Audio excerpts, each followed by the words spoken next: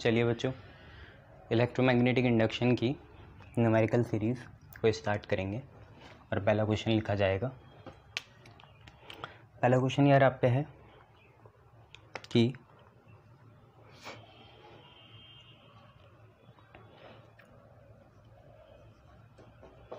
To circular coils, one of small radius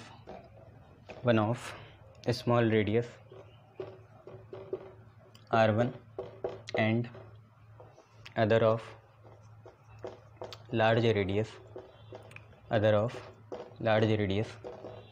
r2 are concentric, एक ही centre and coaxial, एक ही axis में, एक ही centre है और एक ही एक्सिस है। सर ऐसा हो सकता है, मान लो एक ऐसा है एक ऐसा है, तो क्या है आप खुद देखो, प्लेन्स अलग अलग हैं पर सेंटर एक ही होगा। मैं ऐसे बोल रहा हूँ, कंसेंट्रिक है और कोएक्सियल है, एक ही एक्सिस में है। Obtain mutual induction of the arrangement, ये वैसी है जैसे हमने सोलोनाइड करा था ना पिछली बार, आखिरी टॉपिक वैसी है, बस यहाँ सोलोनाइड की जगह सर्कुलर कॉइल है, करना वैसी है। Mutual induction of the arrangement देखना है, ठीक है। दो सर्कुलर कॉइल है, एक स्मॉल रेडियस r1 और दूसरा लार्ज रेडियस r2। कंसेंट्रिक है, कोएक्सियल है, म्यूचुअल इंडक्शन निकालना है अरेंजमेंट का, वैसे ही करना है यार जैसे आपको बताया था। एक टाइम वेरिंग करंट माना I2 आउटर कॉइल में, उसने मैग्नेटिक फील्ड बनानी है पर उसने फ्लक्स अंदर वाली कॉइल में बनाना है ना, यह तो फ्लक्स निकाल देना और मैग्नेटिक इंडक्शन ले लेना, बात तो वैसी पड़ेगी, बस उतना ही दूसरा होगा। तो मान के चलते हैं, डायग्राम बनाने की ज़रूरत नहीं है। Consider a time varying current I2 in outer coil.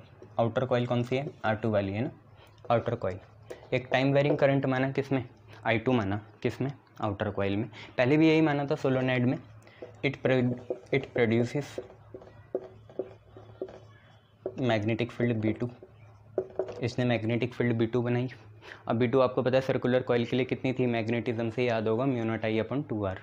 Terms मानने मर्जी आपकी, टर्म्स भी मान सकते हो, N2 इंटू तो μ0I/2r। यहाँ पे टर्म्स कौन से रहते थे? छोटे, कोई बात नहीं, ऐसे लिख लेते हैं μ0I/2r2।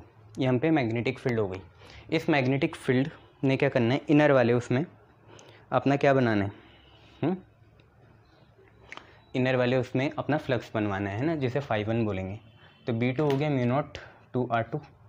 करंट कितनी है? टाइम वेरिंग I2 है, ठीक है। तो हम मान लेंगे कि ये जो मैग्नेटिक फील्ड है, this B2 will be constant, जैसे पहले माना था, ना बाहर होगी ना बीच में होगी, अंदर ही होगी, अंदर यूनिफॉर्मली डिस्ट्रीब्यूटेड होगी। तो this B2 will be constant through out inner section. थोड़ा तेज चलूँगा बच्चों, ठीक है, आप स्लो करके कर लो, 0.75 में देख लो, कोई बात नहीं। Consider a time varying current I2 in the outer coil, it produces a magnetic field इतनी B2 is equal to μ0I/2r। ये मैग्नेटिक फील्ड कांस्टेंट है throughout inner section, therefore produces flux φ1 बनाएगी अंदर की तरफ, है ना, φ1 जो बराबर होगा B2 इंटू A, और A तो अंदर का ही लेना है तो B2 इंटू A1, ठीक है। मैग्नेटिक फील्ड बाहर वाली की होगी, एरिया तो अपने का ही होगा। टर्म्स भी आने थे पर टर्म्स ले नहीं रहे हैं, ठीक है, यह है, इन्होंने टर्म्स नहीं बोले ना, इतना है। तो B2 कितने के बराबर होगा? B2 है यार μ0I/2r2, ठीक है, और एरिया होगा, सर्कुलर है तो πr1 का स्क्वायर। देखो B2 तो ये डाला μ0I/2r2, एरिया 1 था πr1 स्क्वायर। तो एक तो पहले ये चीज़ हो गई। एक आपको खुद पता है कि φ1 क्या होगा, M12 इंटू I2, करंट तो वही होगी। φ इज इक्वल टू MI भी होता है ना, तो करंट तो सेकंड ही होगी, ठीक है। φ1 ये क्या है? Mutual induction of first with respect to second. पिछली वाली डेरिवेशन देखना, आपको याद होगा, यही आता है। दोनों को इक्वेट करेंगे, इक्वेशन फर्स्ट को सेकंड से इक्वेट करेंगे, आप पे आ जाएगा μ0I/2 πr1 square upon 2r2 बराबर M12 I2 के, I2 से I2 कैंसिल, जो बच रहा है उसे लिख लो। तो अब ये क्वेश्चन मिटा देते हैं, आंसर भी मिटा दिया, शायद आपने देख लिया होगा। तो M12 कितना आया, आपका आया μ0 पाई R1² अपॉन 2R2, ठीक है। और यहाँ पे भी वही चलेगा कि अगर मान लो लेंथ सेम ना होती या रेडियस सेम ना होता तो हमें मेनली कंसीडर कौन सा करना है, बाहर वाला जो लार्जर है, मतलब R2, ठीक है भाई। यही M21 के बराबर होगा, पहले भी हमने डिराइव यही करा था, अब भी यही कर रहे हैं। एज इफेक्ट, आफ्टर इफेक्ट की वजह से यही M21 भी होगा, तो इसे सिमिलरली M21 भी लिख के ख़त्म करेंगे, ठीक है। ये यहाँ पे सिमिलरली लिख लेना, होगा तो ऐसे ही सिमिलरली। चलिए नेक्स्ट क्वेश्चन देखिए। ये मैं इतना फ्लो में और इतना ईजी इसलिए ले गया क्योंकि हमने डेरिवेशन करी थी और मैं मानता हूँ आप लोगों ने वो देख ही ली होगी। चलिए आगे बढ़ते हैं, नेक्स्ट क्वेश्चन देखिए क्या है। इसको मैं अपनी PDF में क्रॉस कर लूँ, कहीं दोबारा हो गया क्वेश्चन तो दिक्कत होती है, तो इसको क्रॉस कर दिया, ठीक है। और नेक्स्ट क्वेश्चन करते हैं।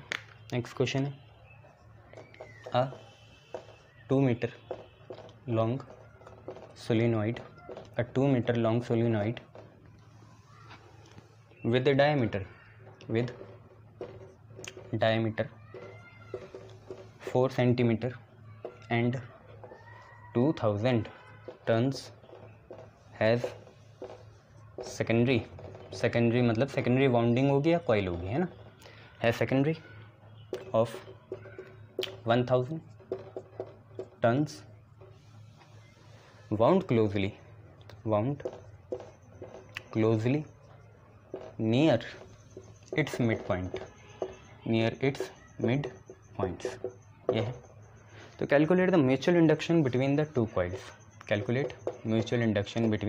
कॉइल्स, तो एक 2 मीटर लॉन्ग सोलोनॉइड है, आपको पता ही था, बड़ी वाली लेते हैं तो छोटी का हमने जिक्र नहीं करा, दोनों बराबर होगी। उसका डायमीटर 4 है, 2000 टन है, और सेकेंडरी में टन इतने ही है।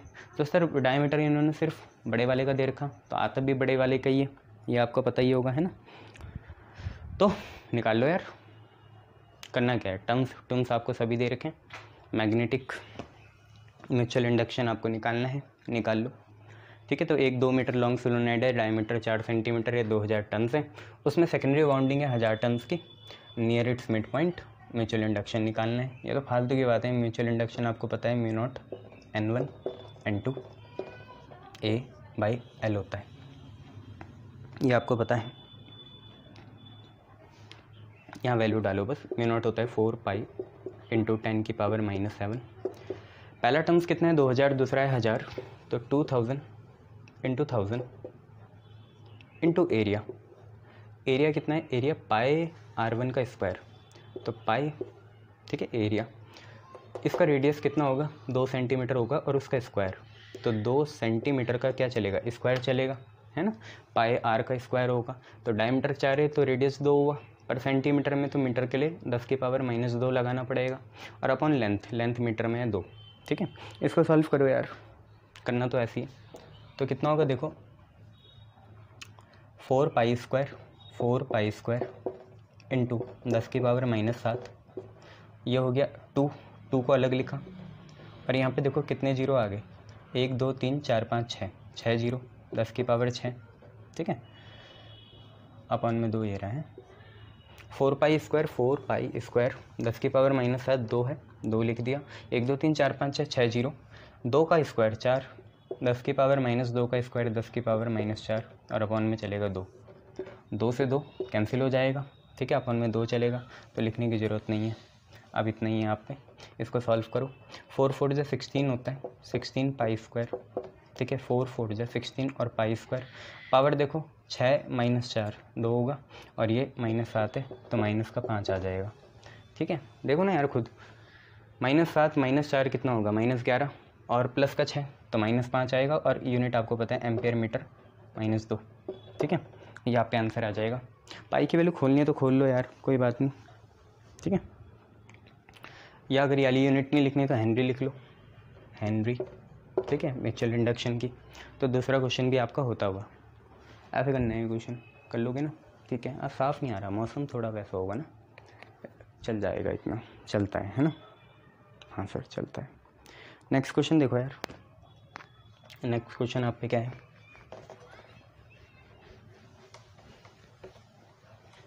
नेक्स्ट क्वेश्चन आपसे कह रहा है कि the magnetic flux through a coil perpendicular to its plane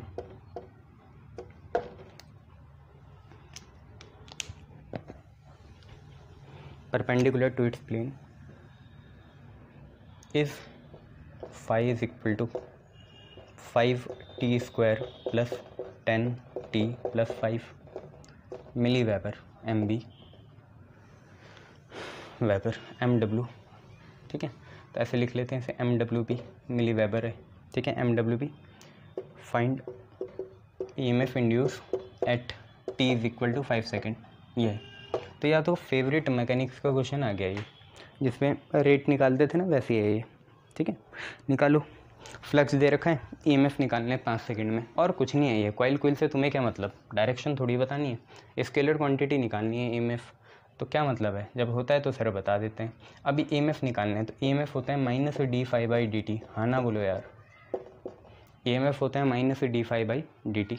phi आपको दे रखा है, टाइम का फंक्शन है, पुट कर दो, तो -d/dt।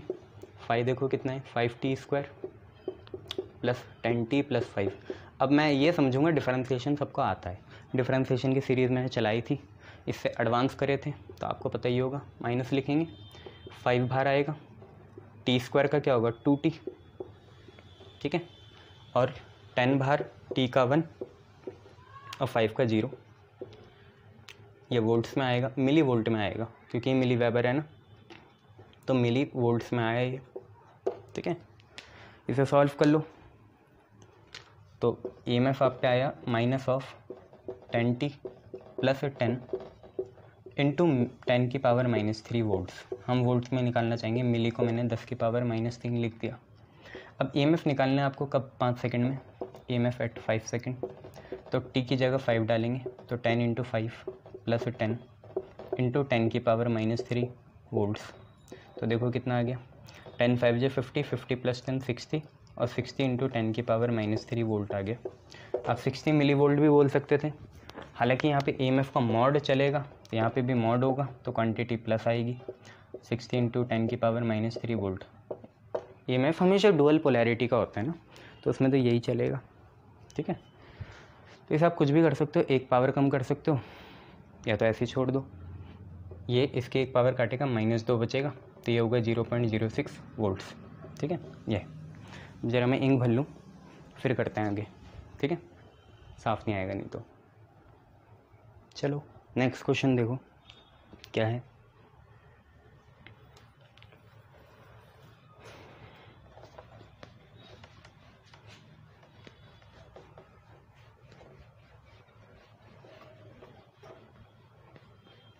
नेक्स्ट क्वेश्चन ये है कि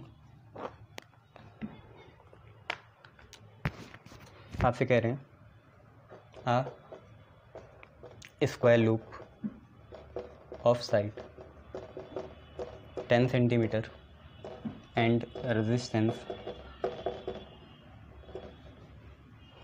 0.70 ओम इज़ 0.70 ओम है, वो है, इज प्लेस्ड वर्टिकली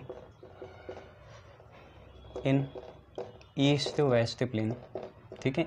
दिमाग में एनिमेशन बना लो, एक स्क्वायर लूप पे साइड 10 सेंटीमीटर का है, रेजिस्टेंस ये है, उसे हमने वर्टिकली रखा हुआ है ईस्ट वेस्ट प्लेन में। A uniform magnetic field of 0.10 tesla is set up in north east, ठीक है, सेटअप करा नॉर्थ ईस्ट में। The magnetic field is decrease to 0 in 0.7 second at steady rate, ठीक है। तो इंड्यूस ईएमएफ और करंट निकालना है यार आपको, है ना, इंड्यूस ईएमएफ और इंड्यूस करंट, ये आप पे क्वेश्चन है। ठीक है, यार मैं क्रॉस कर दूँ कि ये क्वेश्चन हो गया है। तो यार आप पे ऐसा एक स्क्वायर लूप है, ठीक है, क्वेश्चन पढ़ लिया, एक स्क्वायर लूप पे साइड 10 सेंटीमीटर है, रेडियस 0.70 ओम है। ये तो डायरेक्शन पे डिपेंड नहीं करेगा, तो इसको लिख सकते हो आप, साइड देखो कितनी है, 10 सेंटीमीटर है, अभी सेंटीमीटर में ही रहने दो, और इसका रेजिस्टेंस कितना है, 0.70 ओम है। रेजिस्टेंस कब काम आएगा, जब इंड्यूस करंट निकालना होगा, I is equal to induce EMF by resistor होगा ना, वहाँ काम आएगा। उसके बाद इसे हमने ईस्ट वेस्ट प्लेन में रखा, यूनिफॉर्म मैग्नेटिक फील्ड है 0.10 टेस्ला की, उसे सेटअप करा नॉर्थ ईस्ट में। इसे सेटअप कर रहे हैं मतलब ये इनिशियल है, ठीक है, तो हम ये मान सकते हैं कि ये B1 है, ठीक है। अब B1 कितना दे रखा आपको, B1 दे रखा 0.10 टेस्ला, ठीक है। उसके बाद the magnetic field is decrease to 0 in 0.7 second, मतलब B2 क्या है, 0 है, ठीक है। और कितने सेकंड में हुआ ये, 0.7 सेकंड, मतलब 0 सेकंड से 0.7 सेकंड में क्या हो गया, मैग्नेटिक फील्ड 0.10 टेस्ला से 0 बन गई, ये है, ठीक है। 0 सेकंड से 0.7 सेकंड में क्या हुआ, मैग्नेटिक फील्ड 0.10 टेस्ला, मतलब B1 से B2 बन गई। तो चेंज इन टाइम इंटरवल, या टाइम इंटरवल कितना है, 0.7 सेकेंड है, ठीक है।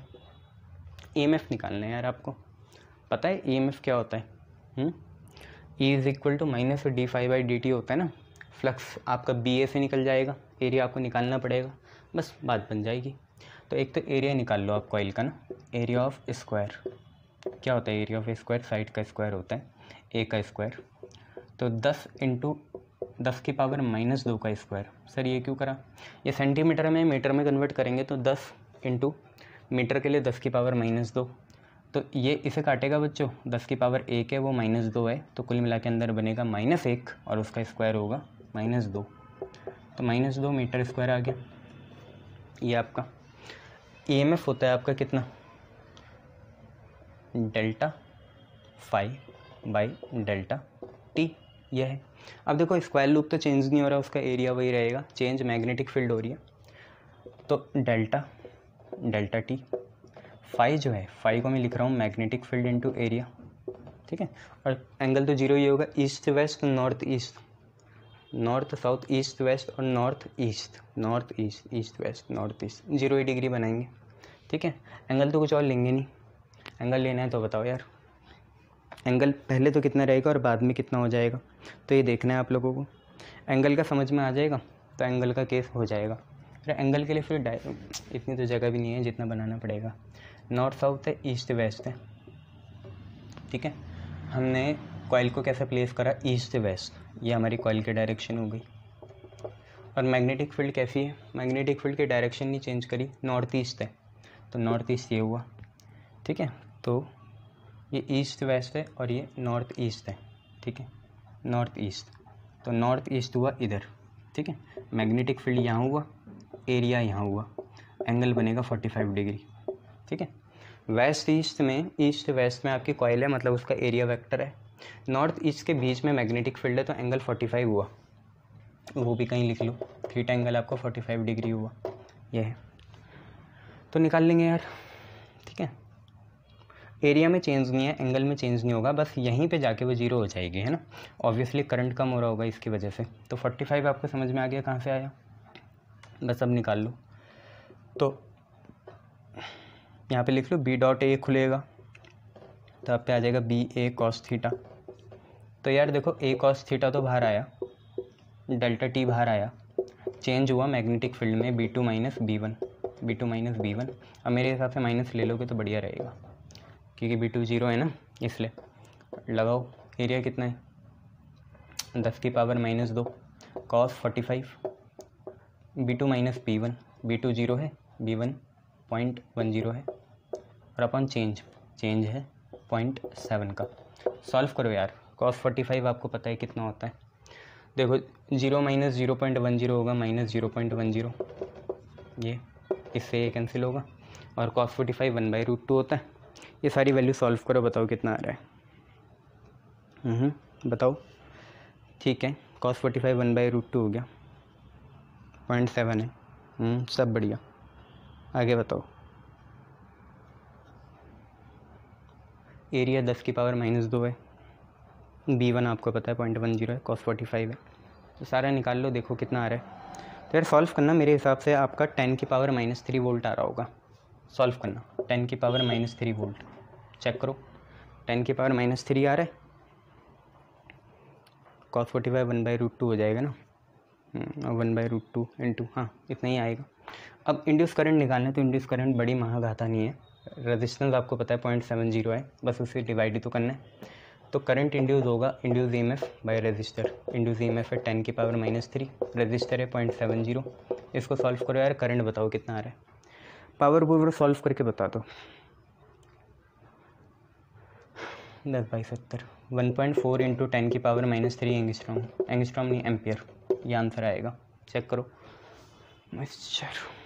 1.4 इंटू 10⁻³ एम्पियर यहाँ पे आएगा, ठीक है, ये ठीक है। नेक्स्ट क्वेश्चन देखो,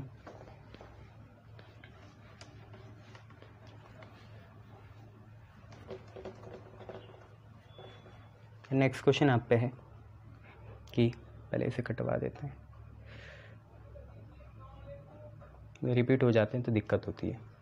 आप पे है a circular coil of radius 10 centimetre 500 turns 500 turns है, and resistor 2 ohm is place with its plane perpendicular to horizontal component, किसका, अर्थ का, ठीक है, परपेंडिकुलर टू हॉरिजॉन्टल। मैं दोबारा कह रहा हूँ, मैग्नेटिज्म में अभी न्यूमेरिकल सिर्फ बोर्ड पर्पस के लिए हुए हैं, मैग्नेटिज्म में कई कतई अच्छे न्यूमेरिकल अभी और हैं।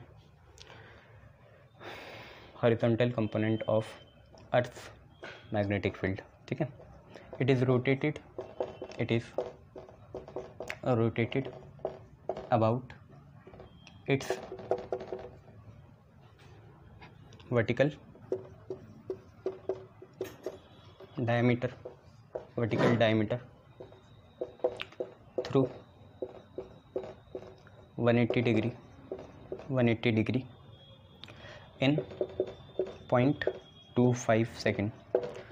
ईएमएफ निकालना है, इंड्यूस करंट निकालना है, horizontal component of earth magnetic field, horizontal component आपको दे रखा है 3 × 10⁻⁻5 टेस्ला।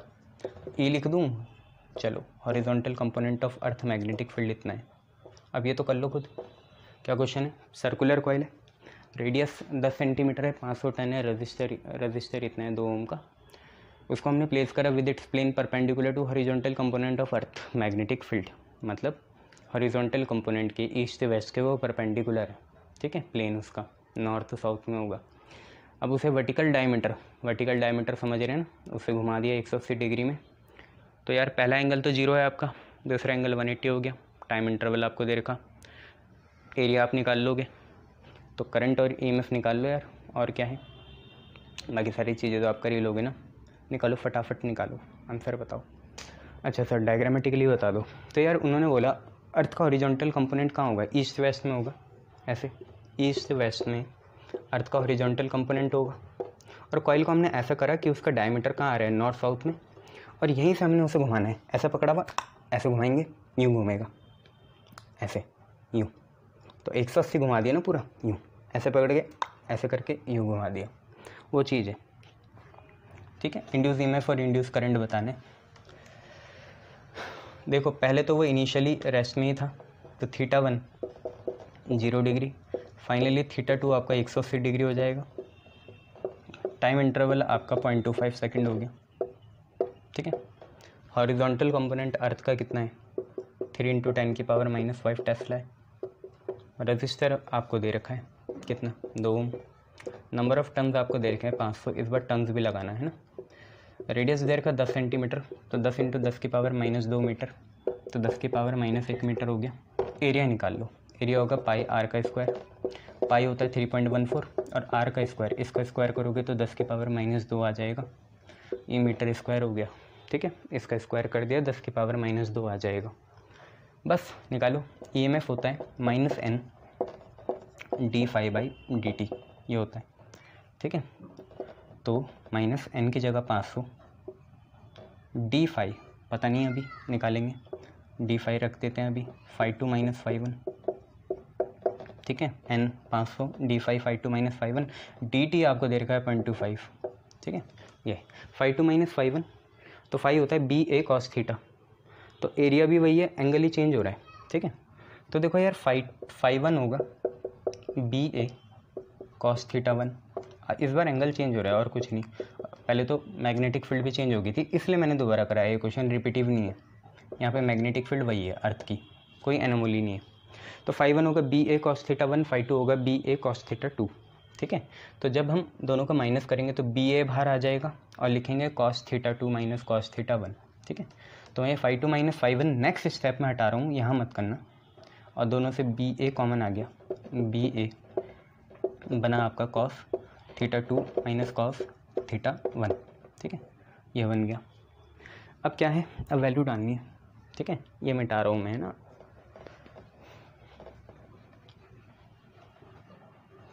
अब देखो होगा क्या, ये हो गया माइनस 500, मैग्नेटिक फील्ड की वैल्यू है 3 × 10 की पावर माइनस 5 थी आई थिंक, है ना, देखो 3 × 10 की पावर माइनस 5 है, गुड, 3 × 10 की पावर माइनस 5, मेरे हिसाब से एरिया आया था पाई आर स्क्वायर 3.14 × 10 की पावर माइनस 2, यह आया था, नीचे 0.25 चल रहा है, यहाँ पे देखें cos theta 2 cos 180 minus cos 0, अब आप खुद देखो कॉस 180 कितना होता है, कॉस 180 होता है -1 और कॉस 0 होता है 1, तो -1 हो गया -2, हालांकि वो मल्टीप्लाई में है, ठीक है।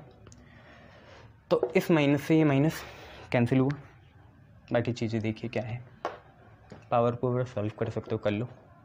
तो होगा क्या, 2 0 से 2 0 कैंसिल, 5 2 जा कितना 10, साथ में क्या 3, साथ में क्या 3.14 और साथ में क्या 0.25 और यहाँ पे कितना 10 की पावर -5, ठीक है, इतना बचेगा। इसके बाद क्या करते हैं, ये पॉइंट हटाते हैं और ऊपर 100 लगा देते हैं, ठीक है। अब क्या हुआ, ये 100 × 10 कितना बना, चलो कोई नहीं, 25 4 जा 100, 4 10 जा कितना 40, 43 जा कितना 120, 120 × 3.14 × 10 की पावर -5 आया, ये आया, 12 3 जा 36, तो 3.7 इंटू कुछ आएगा, 3.8 × 10 की पावर -3 वोल्ट, 3.8 × 10 की पावर -3 वोल्ट आ गया, क्लियर, शाबाश। बस अब करंट निकाल लो, करंट निकालना पहाड़ थोड़ी है, इसी से तो निकालना है।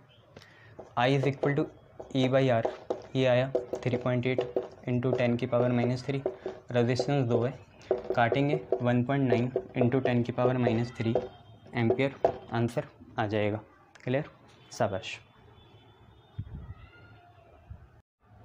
चलो नेक्स्ट क्वेश्चन देखो,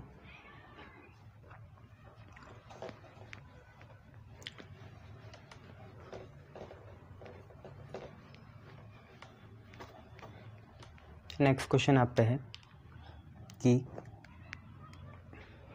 N aircraft with wing span, जो उसके विंग होते हैं ना एयरक्राफ्ट के, वो with wing span of 40 metre with speed of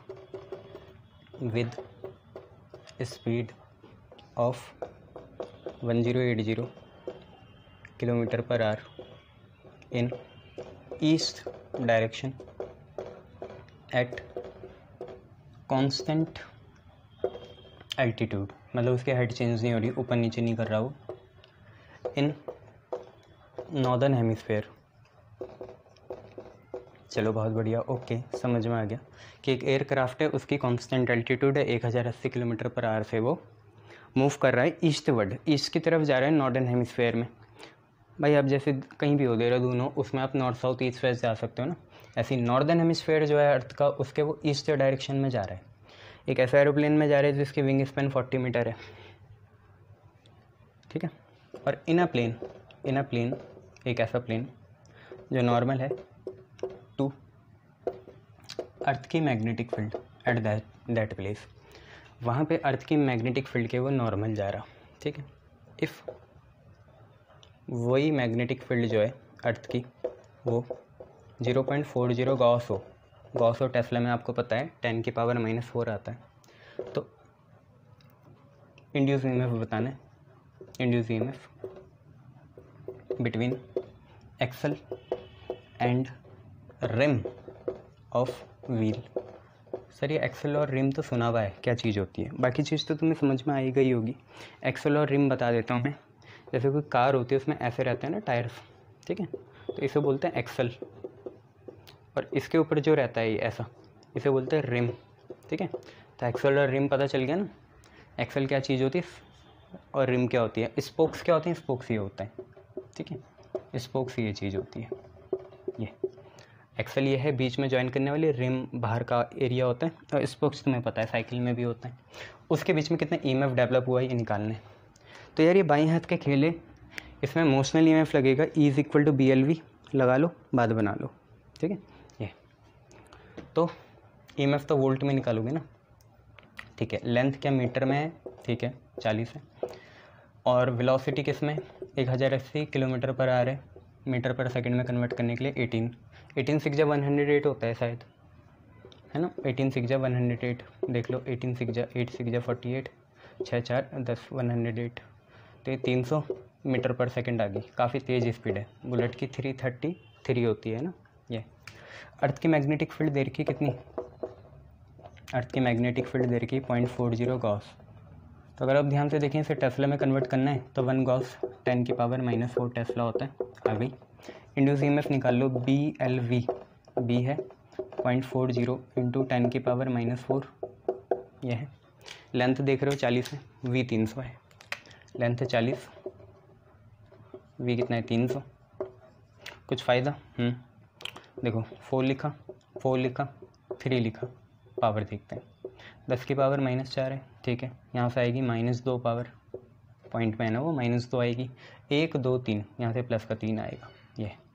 तो 4 4 जा 16, 16 3 जा 48, 48 इंटू 4 और 2 6, और प्लस का 3 माइनस का 3, तो आप इसे लिख सकते हो 0.048 वोल्ट, इतना होगा, ठीक है।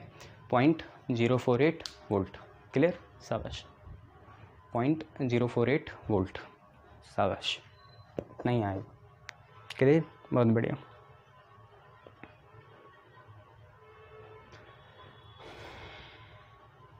अच्छा मैग्नेटिक फील्ड कितनी देर की, अच्छा 0.40 देर की ना।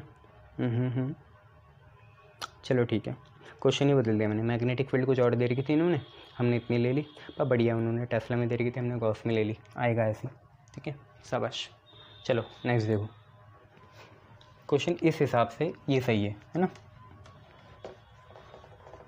नेक्स्ट देखो,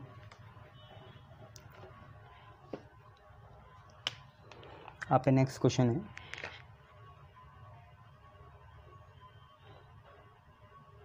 कि a wheel with 10 metallic spokes, a wheel with 10 metallic spokes, each 0.5 meter long, is rotated with speed of 120 RPM। RPM पता है ना, रेवोल्यूशन पर मिनट, पर हमें RPS चाहिए होगा, रेवोल्यूशन पर सेकंड, तभी वो स्पीड सही आएगी। हालांकि ये फ्रीक्वेंसी होगी। इन अ प्लेन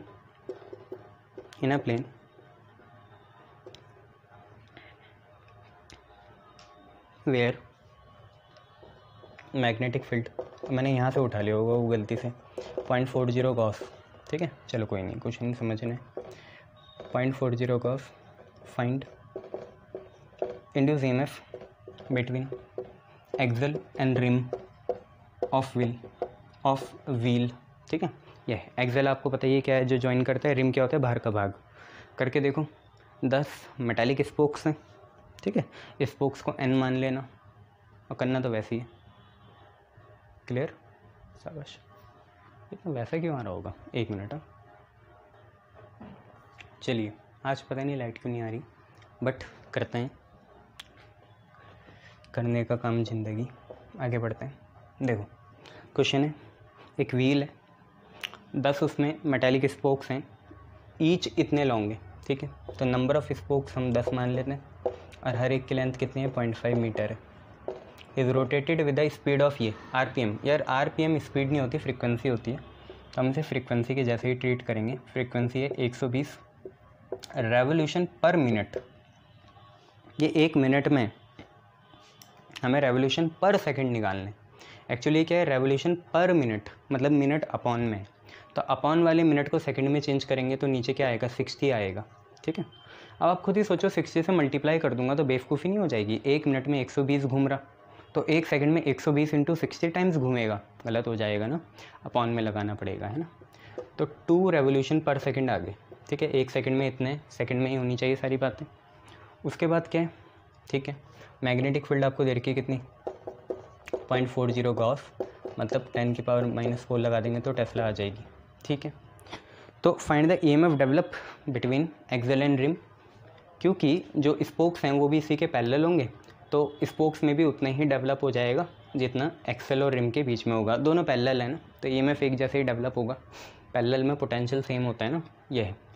तो हम ये भी बोल सकते हैं EMF develop in spokes is equal to EMF develop between axle and rim. यार दोनों पैरेलल होंगे ना, इसलिए दोनों पैरेलल होते हैं ना, एक्सेल एंड रिम और स्पोक्स, ये है। अब बात ये है कि जैसे मैंने ये एक व्हील बना दिया और ये इसका एक्सेल है, तो अब बात क्या है कि यहाँ की लीनियर वेलोसिटी तो ω/r होगी, जितने ओमेगा से घूमेगा। ओमेगा पता है तुम्हें क्या होता है, 2π/t होता है।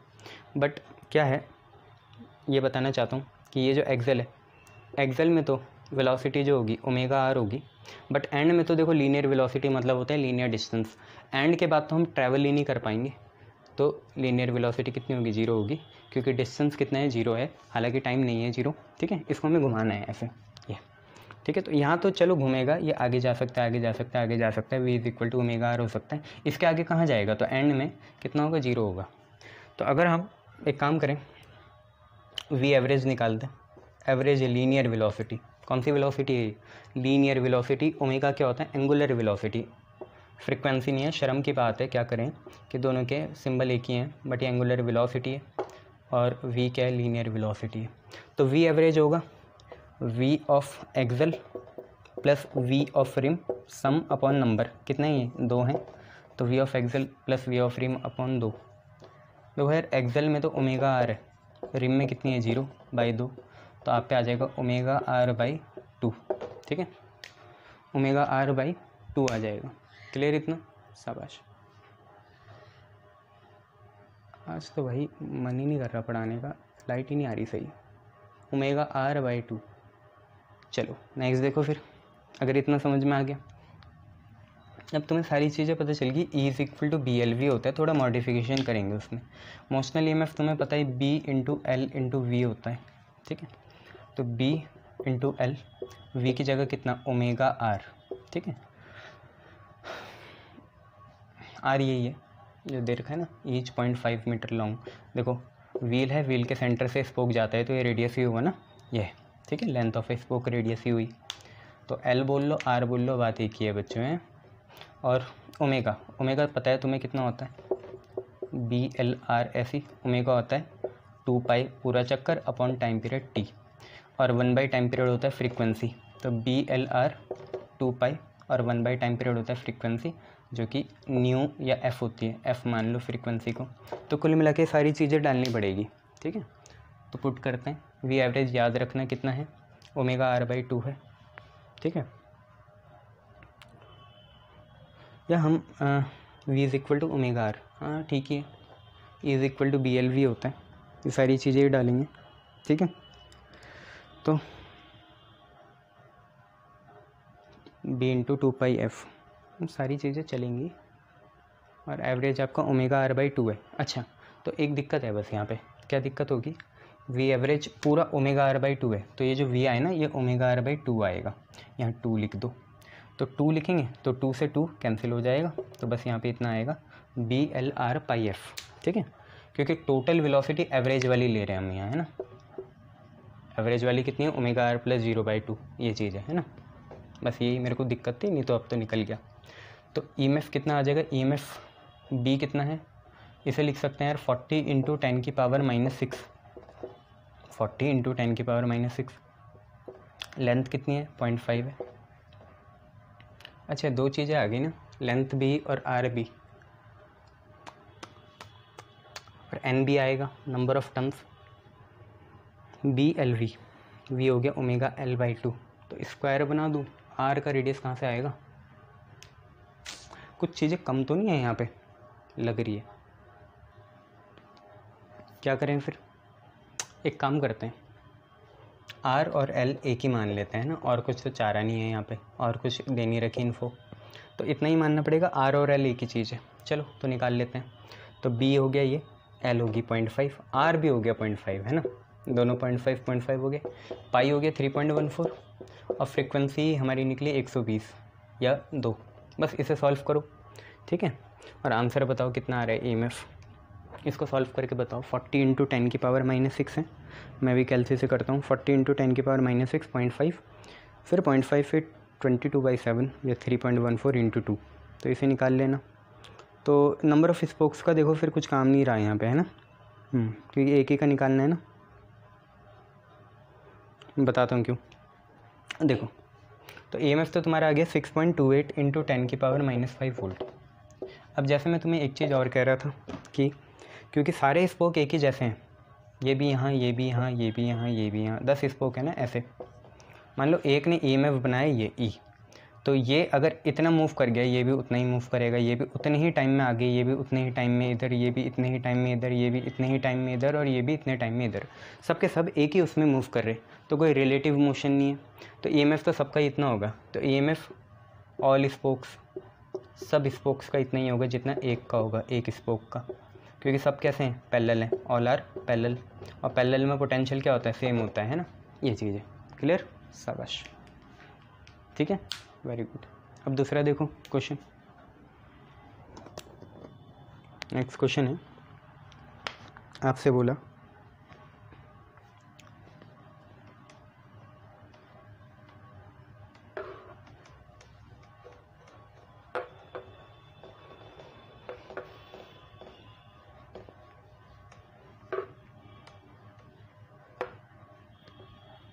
क्वेश्चन ने कहा कि a metallic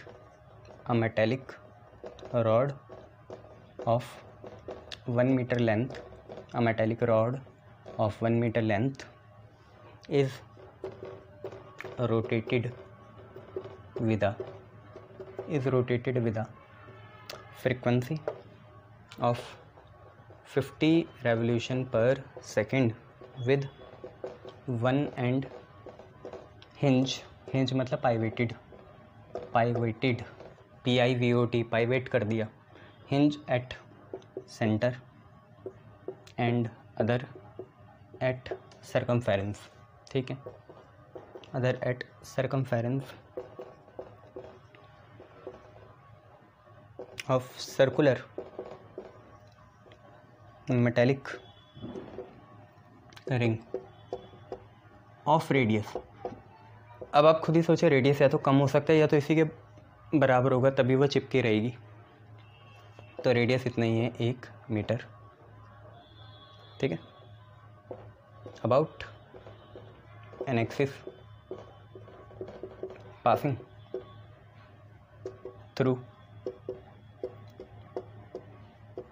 through centre and perpendicular to plane of ring. Magnetic field जो कि यूनिफॉर्म है ऑफ 1 टेस्ला इज प्रेजेंट, ठीक है। तो EMF निकालने, develop between centre and metallic ring. Centre और मेटालिक रिंग के बीच में कितना EMF बना वो निकालना है, ठीक है। तो क्वेश्चन देख लो यार आप लोग, तो तुम काट देता हूँ जो होगी। आपसे बोला एक मेटालिक रॉड है 1 मीटर लेंथ की, is rotated with a frequency of 50 rps with one end hinge at the center and other at the circumference of a circular metallic ring of radius 1 metre. ठीक है, समझ में आ गई है। तो spokes वाली कहानी है, स्पोक एक ही है। ठीक है, तो ऐसा करेंगे वैसे ही कि हम एक सबसे पहले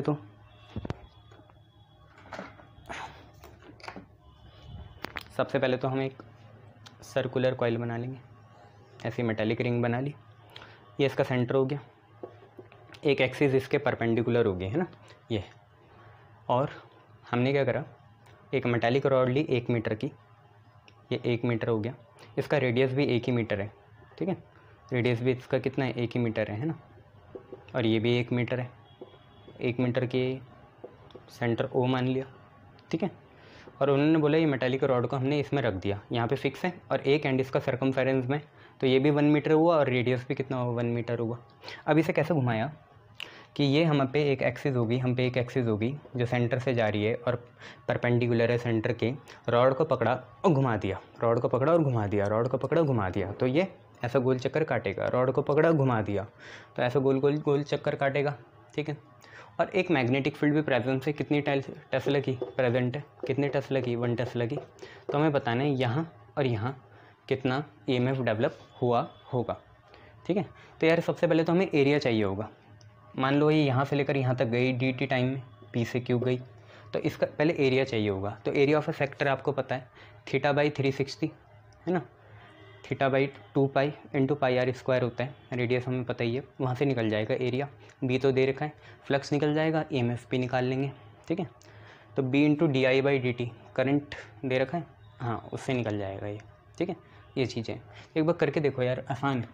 1 टेस्ला है, डेवलप है, centre and metallic ring, centre और मेटालिक रिंग, PO हमें EMF निकालना है, निकाल लो इसे, एक बार ट्राई करो सब कोई। वही लगाना है, E = dφ/dt, वहाँ से हो जाएगा। ठीक है, EMF का फार्मूला पता है ना, वही है।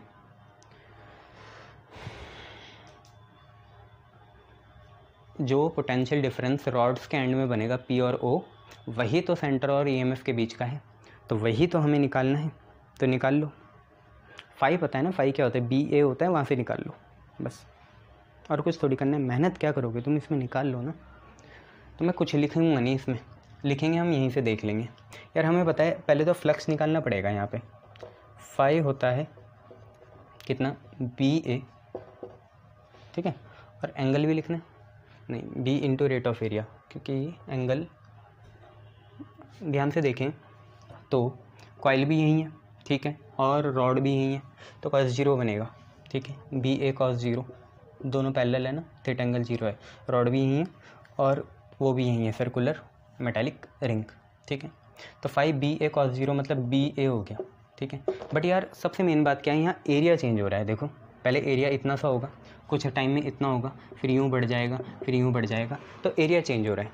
तो यार मुझे क्या करना है, मुझे B तो ऐसे रहने देना है, मैग्नेटिक फील्ड तो यूनिफॉर्म है ना 1 टेस्ला की एवरीवेयर, बट एरिया चेंज हो रहा है, तो मुझे dA/dt निकालना पड़ेगा कहीं से। एरिया चेंज हो रहा है, अब आप यहाँ देखो एरिया चेंज हो रहा है, dt लगा दिया तो यहाँ पे भी लगाना पड़ेगा dφ/dt, दोनों साइड dt लगा दिया। क्यों लगाया, पता है आपको, एरिया चेंज हो रहा है इसलिए हम लोग लगा रहे हैं। क्लियर है इतनी बातें। एरिया चेंज था तो नीड यहाँ पड़ी तो वहाँ पे भी लगाना पड़ा, बट dφ/dt EMF होता है, अगर तुम्हें याद हो तो B dA/dt बना। dφ/dt होता क्या है, खुद सोचो ना, dφ/dt होता कितना है, EMF होता है ना, नंबर ऑफ टर्म्स कुछ नहीं है, E = n dφ/dt होता है, वही कर दिया।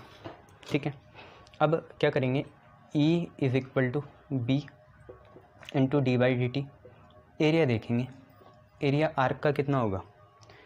ठीक है, एरिया देखेंगे तो एरिया आर्क तो नहीं है, ये पूरा एक हम पे सेक्टर ही है। सेक्टर का एरिया कितना होता है, θ/360 मतलब 2π और पाई इंटू रेडियस का स्क्वायर, ये होता है, पाई से पाई कैंसिल हो गया। अब थीटा हमें पता नहीं है, पर थीटा को हम ω/t लिख सकते हैं, और रेडियस की वैल्यू हमें पता है। ठीक है, ये चीज़ है, तो वैसे कर लेंगे। ठीक है, चलो तो करते हैं, रेडियस की वैल्यू डाल दें, अब इसको मिटा दूँ। ठीक है, तो हम पे क्या हुआ, E = B, ध्यान से देखना, देखो आर स्क्वायर बाई टू तो मैंने बाहर निकाल दिया, आर स्क्वायर बाई टू बाहर निकाल दिया क्योंकि आर तो फिक्स है ना, 1 मीटर रहेगा, ठीक है, जो कांस्टेंट था बाहर निकाल दिया। अब डी बाई डी टी देखो कितना बचा, आर स्क्वायर बाई टू तो बाहर निकाला, D by D T of theta. अब अगर तुम्हें याद होगा थीटा होती है angular displacement, angular displacement 11th का याद हो। और एंगुलर डिस्प्लेसमेंट को अगर हम टाइम से डिवाइड करें, किसी भी डिस्प्लेसमेंट को टाइम से डिवाइड करते हैं तो वेलोसिटी आता है। अगर यहाँ एस होता है लीनियर डिस्टेंस और नीचे टाइम होता तो लीनियर वेलोसिटी आती। आज यहाँ थीटा है, थीटा है एंगुलर डिस्प्लेसमेंट, एंगल नहीं है, एंगुलर डिस्प्लेसमेंट है, जैसे हुई ना पी से क्यू गई, तो एंगुलर डिस्प्लेसमेंट है और नीचे टाइम है तो एंगुलर वेलोसिटी आएगी जो कि ओमेगा होती है। ये शर्म की बात है कि एंगुलर फ्रीक्वेंसी का भी वही फार्मूला है, but D theta by D T आपका ओमेगा होगा। ओमेगा क्या है, एंगुलर वेलोसिटी है। एंगुलर वेलोसिटी क्या होता है, change in angular displacement upon change in time, तो वही लिख दिया। ठीक है, चलो इतना आ गया। अब क्या करें, अब कुछ ये करना पड़ेगा कि ओमेगा तो नहीं दे रखा, पर ओमेगा हमें पता है कितना होता है, ओमेगा होता है 2 पाई बाई टी, ओमेगा होता है 2 pi by capital T, omega यही होता है 2 pi by capital T. But capital T तो दे नहीं रखा तो इसे फ्रीक्वेंसी लिख देंगे, तो ये बना 2 पाई एफ, 2 से 2 कैंसिल, ई की value I B R square pi F, B R square pi F. जो वैल्यू पता है डालते हैं यार और देखते हैं आंसर आ रहा है नहीं आ रहा है। मैग्नेटिक फील्ड है 1 टेस्ला, रेडियस दे रखा 1 मीटर तो 1 का स्क्वायर, पाई की वैल्यू 3.14 और फ्रीक्वेंसी सेकंड में होनी चाहिए कितनी, 50 है, तो यार इतना आएगा आपका 50 इंटू 3.14। इसे कैलकुलेट करके देख लो, 150 समथिंग आएगा। ठीक है, तो 157.1 वोल्ट आएगा, 157.1 वोल्ट, ये आपका आंसर होगा।